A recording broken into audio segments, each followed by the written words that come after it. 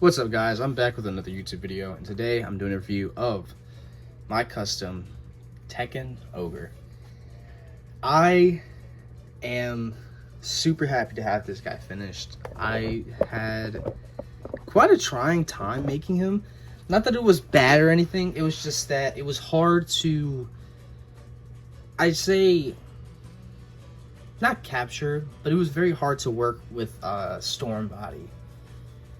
The soft plastic piece was like probably the hardest part, and on top of that too, I think I just had a lot of struggles. So I'm gonna go down on what I had struggles with, what was kind of easy, then I'm gonna go over the process, and after going over the process of making this guy, we're gonna get into things like the articulation and so on and so forth.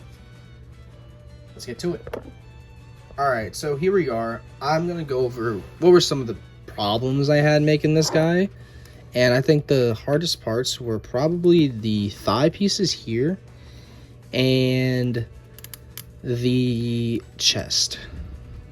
Because it's a soft plastic, it was kind of hard to like really color match some of these things, the pieces. And then on top of that too, the thigh, it was just a lot of work to work with and stuff like that. And I do have to do some cleanup under there because I don't like how that looks at all. And yeah. Then after that,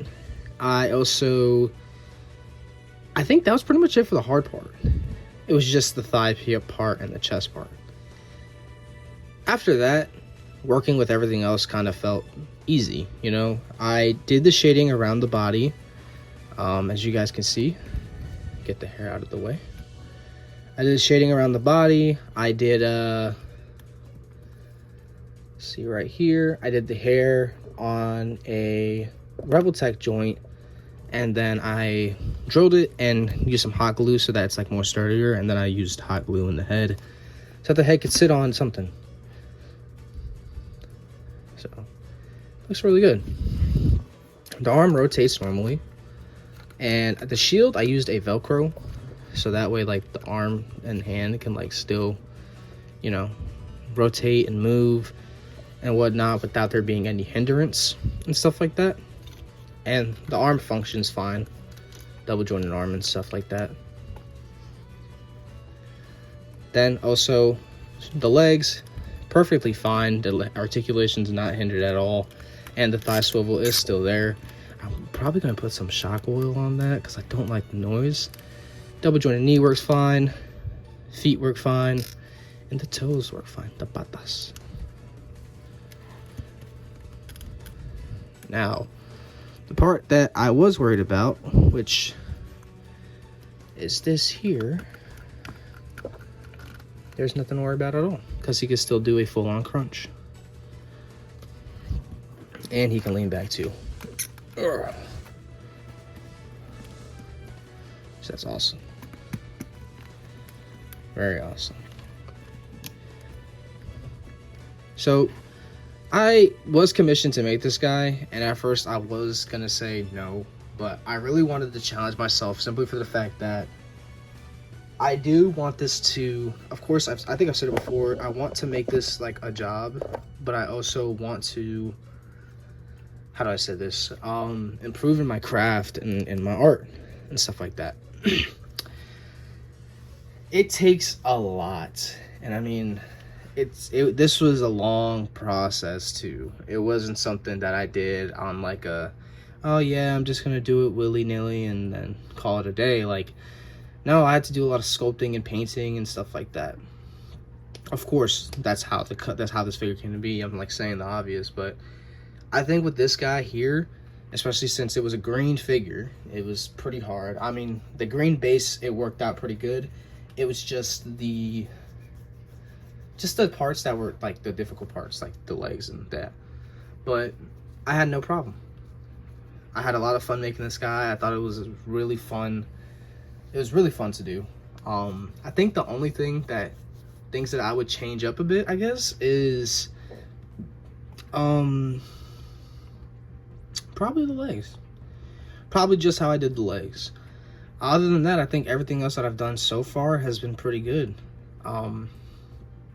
I'm actually really proud of it because that's, like I said, starting the figure and the idea is like, yeah, I can't wait. And then when you get to actually working on the figure, that's when like oh man, I kind of don't want to do this now. But once you do it, once it's complete, once it's done, that's when like all the joy and stuff like that really comes about. And I'm happy of how this came out myself, and I think I am gonna do some couple touches. I think I'm gonna do a couple more touch ups before I send this guy out. But I really like it, you know. And for me, you know, especially with a series like Tekken, making a character from a series like Tekken, and you know, growing up with Tekken and stuff like that, thanks to my uncle introducing me to it and whatnot, I feel happy and honestly honored to be able to do this. I know I'm not the first person to do this at all. This was very much inspired from Voidwalker Customs. Check him out. I think that's his name. Yeah. I don't know. I don't think there's really much I could say. I'm super happy with how this guy came out and stuff like that. So if there's any comments down below, comment, who should I make next? I think that's what I want to do. I want to know what you guys think you want me to see me make. If I could do it, I'm going to do it. If I can't, I can't. But I'm going to stop yapping, and then I'm going to get into the size comparison. Here he is. This is another character I'm going to do a review on, I think this week or next week. I got the Storm Arena Charlie Nash. I'm going to lower the camera down a bit so you can see him. But, here we go. Charlie Nash looks really good. This is really like the 1/12 scale that like Storm should be doing. Like oh my gosh, I want a Mortal Kombat line of these guys and stuff like that. Don't have Ryu and Ken though. I'm not spending $100 something on Ryu and Ken. Sorry. I might get them for like 60 or 70 though. But here he's next to Charlie Nash. I think the scale is good. I think this is the accurate scale they should be. But here he is next to Jin from Tekken 8, the SHF one. It's not too bad. Jin is smaller. It's just the SHF scale. Here he is next to Kazuya.